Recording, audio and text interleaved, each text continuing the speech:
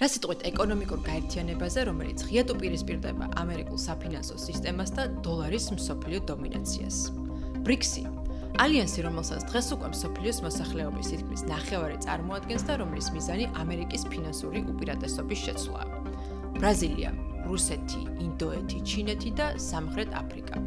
მათ რიგებს კი უკვე სხვა ქვეყნებიც შეუერთდნენ და ისინი ერთად ახალ გეოპოლიტიკურ ბლოკს აყალიბებენ. დასავლეთის საბერძნეთ. ამ ვიდეოში კი ვისაუბრებთ, რა არის და როგორ ჩამოყალიბდა ბრიქსი. რამდენად ძლიერია ეს ალიანსი და შეუძლია თუ არა ბრიქსს შექმნას დოლარის ალტერნატიული საფინანსო სისტემა. ამიტომ გამოიწერეთ არხი ცნობისთვის და დავიწყოთ.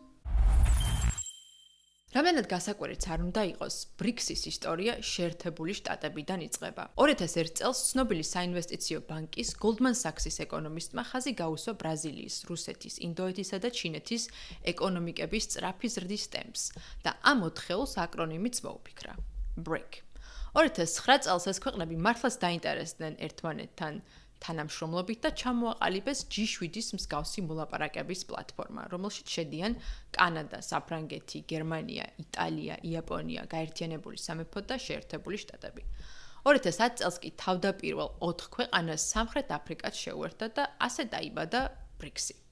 სულ ახლახანს კი ბრიქსს შეემატნენ ეგვიპტე, ეთიოპია, ირანი, არაბეთის გაერთიანებული საამიროები და ინდონეზია, რის შემდეგაც ამ პლატფორმას ხშირად BRICS პლუსად მოიხსენიებენ. ბრიქსის თავდაპირველი მიზანი იყო განვითარებადი ეკონომიკების კოორდინაცია და დასავლეთის ქვეყნების დომინაციის ეჭქვეშ დაყენება საერთაშორისო ინსტიტუტებში, რათა შეექმნათ უფრო მრავალპოლარული გლობალური წესრიგი.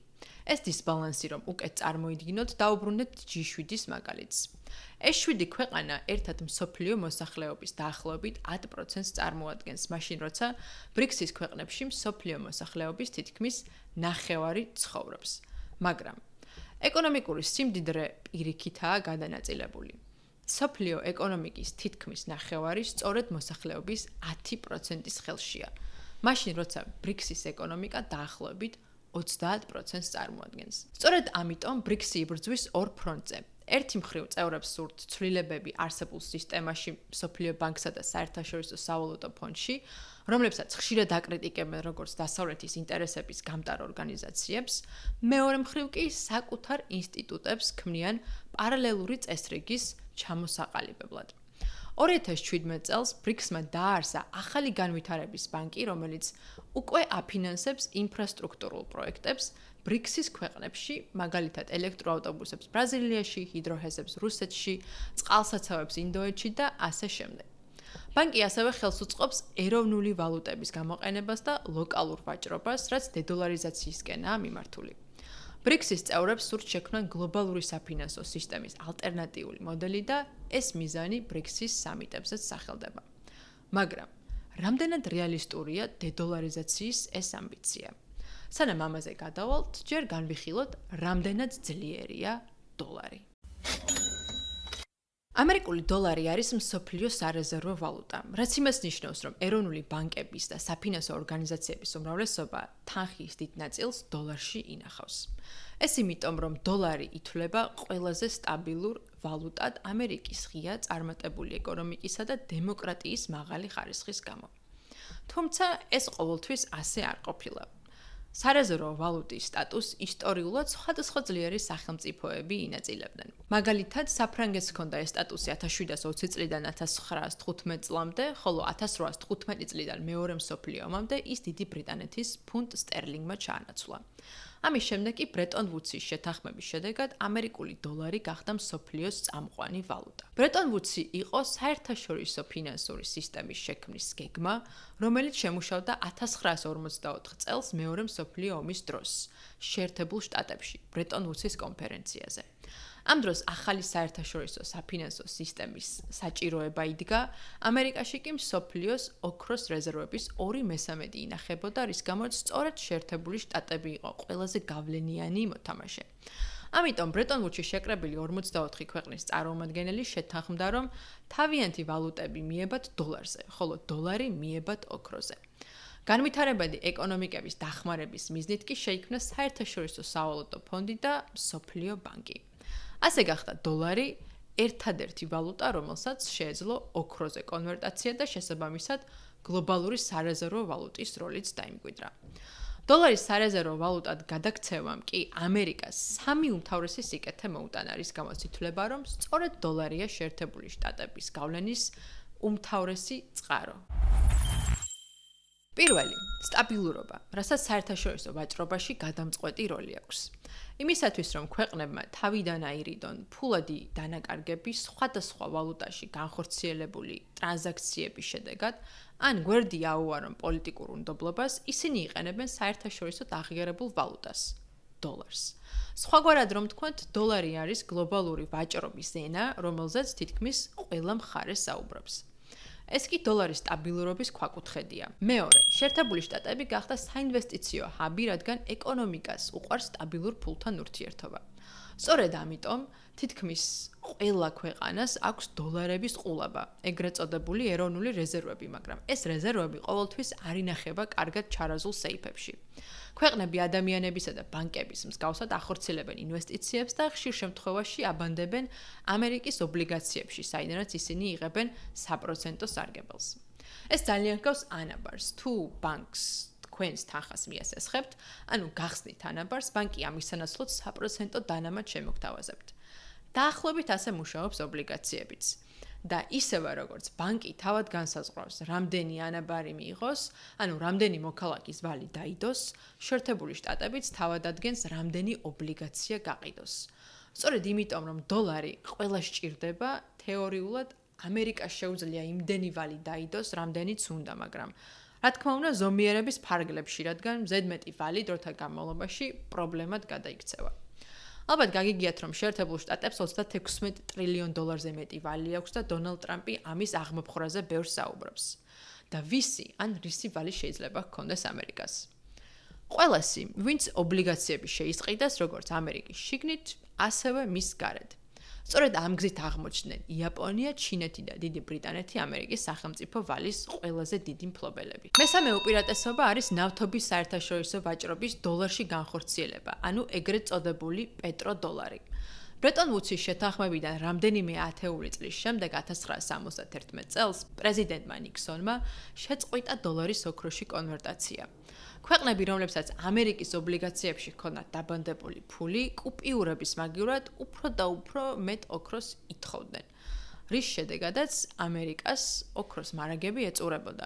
ამიტომ ნიქსონმა გადაწყვიტა, რომ დოლარი არაფერზე აღარ ყოფილიყო მიმული გარდა ნდობისა. მაგრამ ამის მიუხედავად, დოლარი მაინც გადარჩა როგორც მსოფლიო სარეზერვო ვალუტა, რადგან დოლარის გარეშე ქვეყნები ვერ ყიდულობდნენ ნავთობს. 1945 წელს ფრანკლინ რუზველტი შეხვდა საუდის არაბეთის მეფეს აბდულ აზიზ იბნ საუდის, სადაც რუზველტი ნავთობის დოლარში გაყიდვის სანაცვლოდ საუდის არაბეთს მეორე მსოფლიო ომის დროს უსაფრთხოებას დაჰპირდა. ასე გაჩნდა პეტროდოლარის სისტემა, რომელმაც დოლარი არამხოლოდ გლობალურ სარეზერვო ვალუტად, არამედ ენერგორესურსების ვაჭრობის გარდაუვალ რგოლად აქცია. სწორედ ამ მიზეზით შეერთებული შტატების ყველა პრეზიდენტი ცდილობს შეინარჩუნოს სტაბილური ურთიერთობა საუდის არაბეთთან. მათ შორის დღესაც, როდესაც ამერიკა წითელ ზღვაში ჰუსიტების წინააღმდეგ მიმდინარე ბრძოლაში აქტიურად ეხმარება საუდის მხარეს. ამ თემაზე კი არ გამოტოვოთ ეს დეტალური ვიდეო, თუ ჯერ არ გინახავთ. სწორედ სტაბილურობა, ინვესტიციები და პეტროდოლარები განაპირობებს ამერიკის გეოპოლიტიკურ წარმატებას და შეძლებს ბრიქსი ამის შეცვლას. ბუნებრივია, თეორიულად ყველაფრის შანსი შეიძლება არსებობდეს, მაგრამ ბრიქსის დედოლარიზაციის ამოცანა ამჟამად ნაკლებად რეალისტურია. დოლარის დასასრულის შესახებ საუბარი 10 წლეულების მანძილზე მიმდინარეობს. ამაზე ალაპარაკდნენ 2001 წლის 11 სექტემბრის ტერაქტის შემდეგ, 2008 წლის ფინანსური კრიზისის დროს და მას შემდეგ თითქმის ყოველწლიურად ჩნდებიან ექსპერტები, რომლებიც მის ჩანაცვლებას პროგნოზირებენ. 1975 წელსაც კი იწერებოდა სტატიები ოპეკის ქვეყნების მხრიდან დოლარის შესაძლო მიტოვებაზე. მაგრამ თითქმის 100 წლის შემდეგ დოლარი ისევ გლობალური ეკონომიკის ქვაკუთხედია და ეს არ არის შემთხვევითი. განვიხილოთ სამი სცენარი. პირველ რიგში ბრიქსის ერთადერთი ქვეყანა, რომელმაც შეიძლება ამერიკის ეკონომიკას მეტოქეობა გაუწიოს, ჩინეთია. თუმცა ჩინური იუანი ჯერ კიდევ ვერ სარგებლობს საერთაშორისო პოპულარობით.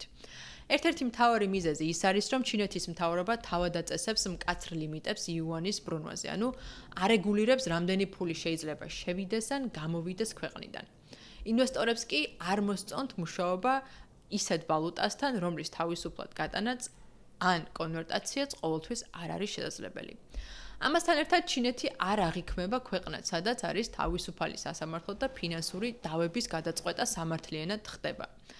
მეორე მხრივ, შესაძლოა ჩინეთიც ნაკლებად იყოს დაინტერესებული დოლარის იუანის ჩანაცვლებით. თუ იუანი გლობალური სარეზერვო ვალუტა გახდება, ჩინეთი ვეღარ შეძლებს მისი ინფლაციის გამოყენებას ექსპორტის კონკურენტუნარიანობის გასაზრდელად, რასაც წლებია წარმატებით აკეთებს. ამასთან ჩინეთმა უკვე სცადა იუანის საერთაშორისო ვაჭრობაში ინტეგრაცია, მაგალითად, როცა იუანში გასცემდა სესხებს სარტყელი და გზის, ანუ BRI ქვეყნებისათვის, მაგრამ საბოლოოდ გადაიფიქრა და დღეს BRI-ის სესხების უმრავლესობა კვლავ დოლარში გაიცემა. ჩინეთის BRI ინიციატივაზე უკვე მაქვს მომზადებული ეს ვიდეოები და არ გამოტოვოთ თუ ჯერ არ გინახავთ. კიდევ ერთი შესაძლო სცენარი შეიძლება იყოს BRICS-ის ერთიანი ვალუტის შექმნა, როგორც ევროა ევროკავშირში. თუმცა ამ მიმართულებით რეალური ნაბიჯები ჯერ არ გადადგმულა, რადგან პროცესი ძალიან რთული და გეოპოლიტიკურად სენსიტიურია. 2024 წლის ნოემბერში დონალდ ტრამპმა X-ზე დაპოსტა, რომ თუ BRICS-ის ქვეყნები დოლარის ჩანაცვლებას თავიანთი ვალუტის შექმნით ეცდებოდნენ, მათ 100%-იან სატარიფო რეჟიმს დაუწესებდა. ამერიკის გადაკიდება კი, ასე რომ ვთქვათ, ბევრს არ უღირს. თუ რუსეთს უკრაინაში მიმდინარე ომისა და სანქციების ფონზე დასავლური სისტემის დამსხვრევას სურს, ჩინეთი BRI-ის სესხებს წარმატებით გასცემს დოლარში და ინდოეთის პრემიერ-მინისტრ მოდის მეტი ინტერესი აქვს შეერთებულ შტატებთან მჭიდრო თანამშრომლობის მიმართულებით. მაგალითად, ინდოეთი BRICS-ის გარდა არის Quad-ის წევრი, რომელიც გახლავთ უსაფრთხოების მოლაპარაკებებისა და სამხედრო წვრთნების პლატფორმა შეერთებული შტატების, ავსტრალიის, იაპონიისა და ინდოეთის მონაწილეობით. ამიტომ ბუნებრივია, რომ BRICS-ის ქვეყნებს განსხვავებული შიდა და საგარეო პოლიტიკური ხედობის გამო არ გააჩნიათ ამ საკითხზე ერთიანი პოზიცია. მესამე სცენარი, რაც BRICS-ის სამიტებზე ჟღერდება, არის დასავლური SWIFT-ის ალტერნატივის BRICS Bridge-ის შექმნა. SWIFT-ი მარტივად რომ ვთქვათ, არის გლობალური საბანკო სისტემა, რომლის მეშვეობითაც ბანკები ერთმანეთს უკავშირდებიან და საერთაშორისო გადარიცხვებს ახორციელებენ. მისგან ჩახსნა კი ნიშნავს ფინანსურ იზოლაციას საერთაშორისო ტრანზაქციებისაგან, რასაც ამჟამად რუსეთი სანქციების გამო განიცდის. თუმცა ვერც პუტინის ამ ინიციატივამ მოიპოვა BRICS-ის შიგნით ფართო მხარდაჭერა. ჩინეთს მაგალითად უკვე აქვს თავისი ტრანზაქციების სისტემა SIPS-ი. ასევე არსებობს M-Bridge, ციფრული ვალუტის პლატფორმა, რომელსაც ავითარებენ ჩინეთი, ტაილანდი, საუდის არაბეთი, არაბეთის გაერთიანებული საამიროები და ინიციატივა შვეიცარიული ბანკი მართავს საერთაშორისო ანგარიშსწორებისათვის. სანქცირებული რუსეთის ინტერესი BRICS Bridge-ის შექმნაში გასაგებია, მაგრამ ბუნდოვანია, რა სიახლეს თავაზობს ის სხვა ქვეყნებს. მაშინ, როცა BRICS-ის ქვეყნების უმრავლესობა SWIFT-ის ნაწილია და მისი ალტერნატივის მცდელობებიც უკვე არსებობს. აღსანიშნავია, რომ მიუხედავად იმისა, რომ ქვეყნები უფრო და უფრო ცდილობენ თავიანთი ეროვნული რეზერვების დივერსიფიცირებასა და BRICS-ის წევრებიც უფრო ხმამაღლა საუბრობენ დედოლარიზაციაზე, დოლარი მაინც რჩება მსოფლიოს ყველაზე მყარ და მთავარ ვალუტად. ამ სისტემის შეცვლას კი დღევანდელი გლობალური ეკონომიკის სრულიად გადაწყობა დასჭირდება, რასაც წარმოუდგენლად დიდი დრო და ძალისხმევა ესაჭიროება. შეგახსენებთ, რომ ბოლოს სარეზერვო ვალუტა მეორე მსოფლიო ომის დროს შეიცვალა, დღევანდელი ეკონომიკა კი თითქმის 100 წლიანი პოლიტიკის შედეგია. ამიტომ უნდა ვივარაუდოთ, რომ შემდეგი ეკონომიკური სისტემის შექმნას არანაკლები დრო დასჭირდება. თუმცა ყველაფერი ხდება, ამიტომ გამიზიარეთ თქვენი აზრი კომენტარებში. შეძლებს თუ არა BRICS-ი ამერიკის დოლარისა და ზოგადად დასავლური გავლენების დასრულებას. და ბოლოს, შეგახსენებთ, რომ ცნობისთვის არის დამოუკიდებელი ინიციატივა, რომელსაც თქვენი მხარდაჭერა სჭირდება, ამის გაკეთება კი მარტივად და უფასოდ არხის გამოწერით შეგიძლიათ. ასევე არ დაგავიწყდეთ, რომ გამომყვეთ Instagram-ზე, TikTok-ზე, X-ზე და Spotify-ზე. ქვემოთ აღწერაში კი გიზიარებთ ბმულებს ამ ვიდეოში ნახსენებს სხვა საკითხებზე. ჩვენ კი შევხვდებით შემდეგ ვიდეოში.